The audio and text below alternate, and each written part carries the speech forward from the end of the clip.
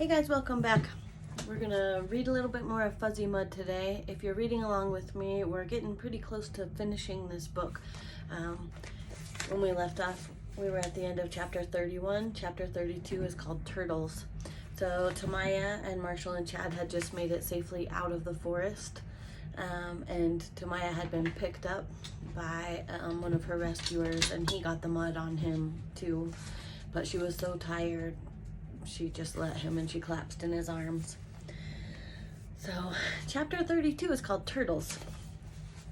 The following is excerpted from the Heathcliff disaster hearings held 3 months after Tamaya was carried out of the woods. Senator Wright said, "Were you able to determine if these organisms were in fact the same ergonyms that are used in Bioline?"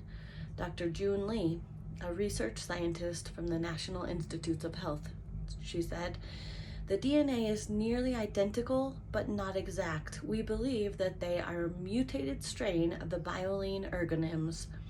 Senator Foote said, "But aren't there millions of different kinds of microorganisms living on this planet?" Dr. June Lee says, "Yes." Senator Foote said, "And most of these have never been studied?" Dr. June Lee says, "That's true. Scientists have identified only about 5% of all of the microbes in our biosphere."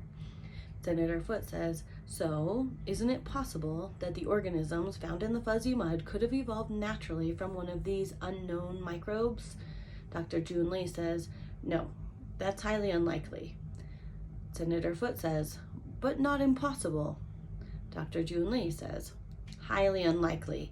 If it had evolved naturally, then it almost certainly would have adapted to the cold climate." Senator Foote says, "What caused the mutation? How did it happen?" Dr. June Lee, "I can't say. Every time a cell divides, there's the very small possibility of a mutation, but with billions upon billions of divisions occurring all of the time, mutations will happen. It's inevitable." Senator Foote says, "How did this supposedly mutated ergonym get from Sunray Farm to the woods of Heathcliff?" Dr. June Lee says, "Again, we don't know. A bug, a bird, a wind current, anything could have brought it." Senator Wright says, "Even if all you say is true, Dr. Lee, the important question is this. Is the original ergonym dangerous? I'm talking about the one currently used in Bioline, not the mutation.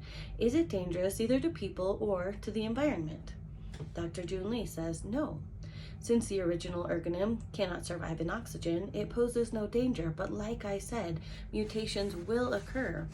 As far as what those future mutations will be, I cannot say, but there will be more mutations. That is a certainty." Senator Wright says, "Thank you, Doctor, for your testimony and for your work at NIH. The country is very grateful that you and your agency were able to find a cure for this horrible disease." Dr. June Lee says, "Thank you, but actually it was Dr. Crumbly, a local veterinarian who discovered the cure.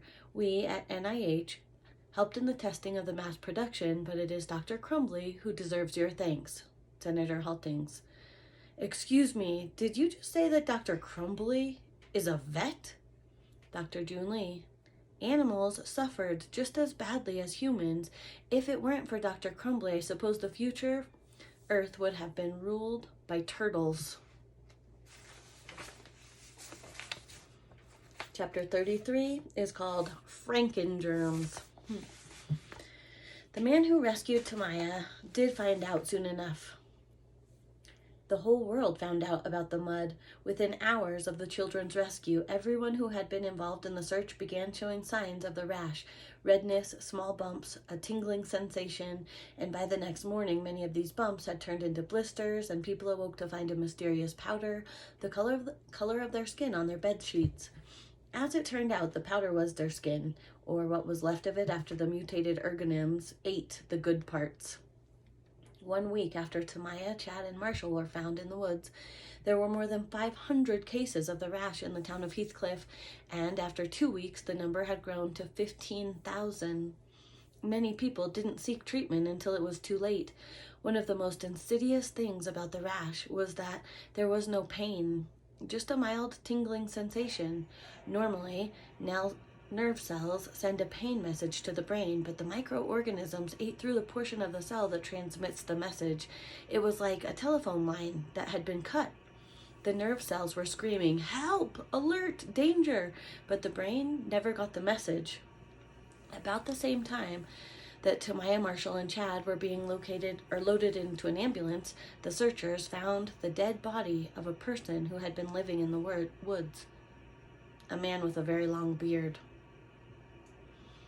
The 3 lost children were rushed to Heathcliff Regional Hospital. Samples of the mud were taken from Tamaya's hair and clothes and sent to the Centers for Disease Control and Prevention in Atlanta and to the National Institutes of Health in Bethesda, Maryland.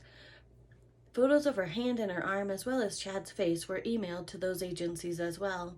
The doctors at the hospital searched the medical books and the internet, but they could find no record of this type of a rash. There was no known cure. The best they could do for Tamaya was to keep her extremely clean.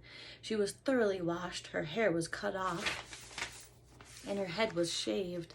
For the next few weeks, she was given round-the-clock sponge baths. Every 2 hours, morning, noon, and night, a nurse would wash her with rubbing alcohol, and after each bath, she had to rinse her mouth with a special mouthwash. It stung and it tasted terrible, and she had to keep it in her mouth for a minute before they allowed her to spit it out. She didn't mind one bit. It tasted strong. Her mother, and then later her father, came to visit, although they weren't allowed to touch her. She told them that she was sorry, but they kept on telling her how proud they were of her. Later, as the epidemic spread through Heathcliff, all visitors were banned from the hospital, including her parents. She could still talk to them on her cell phone, which her father had given to her. Her vision didn't deteriorate any further. If she held her hand in front of her face, she could see that it was her hand, but that might have been because she already knew it was her hand. Her doctor tried various other shapes and objects. She could correctly identify a circle, a square, and a triangle, but when he held up a woman's high-heeled shoe, she guessed it was a banana. She asked often about Marshall and Chad. She heard that Marshall was doing fairly well, but she wasn't allowed to see him. Chad was in very serious condition. That was all she could find out about him. She was told that if he had arrived at the hospital even 20 minutes later, he probably wouldn't have survived. So she saved his life. She never complained.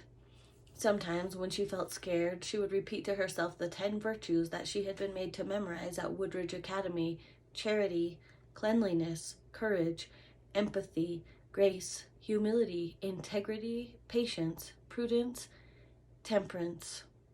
Partly, she thought that if she were really, really good, then the rash would go away and she would be able to see again. Deep down, she was also preparing herself for the worst. In case she didn't get better, she wanted to be able to face the world with courage and patience and grace. She learned to recognize her different nurses, not only by their voices, but also by the sounds that they made when they entered her room to give her another sponge bath. Everyone continued to assure her that the best scientists in the country were working on a cure. Everyone acted so calm and reassuring around her. It was only when she talked to Monica that she found out that the rest of the world was actually totally freaked out. "The fuzzy mud is everywhere," Monica told her. "School is closed, not just Woodridge, all schools. No one goes outside. I'm not even supposed to talk to you because my mom's afraid that the frankengerms will come through the phone." I just have to say, reading this book during a global pandemic that we're in right now is kind of weird because it feels a little bit too close to home, doesn't it?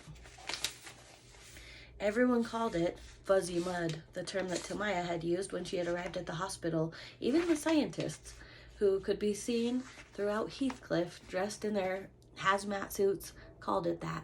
Dr. Humbard, a former employee of Sunray Farm, appeared on all the cable news shows, which was probably why the mutated organisms were now being called frankengerms.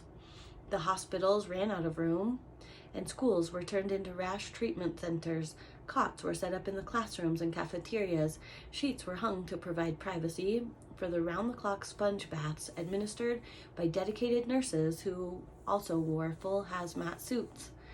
The president ordered that Heathcliff and the surrounding area be put under quarantine. No one was allowed to leave, whether or not they showed symptoms of the rash. The airport and the railroad stations were closed. The Pennsylvania National Guard patrolled the roads and the highways.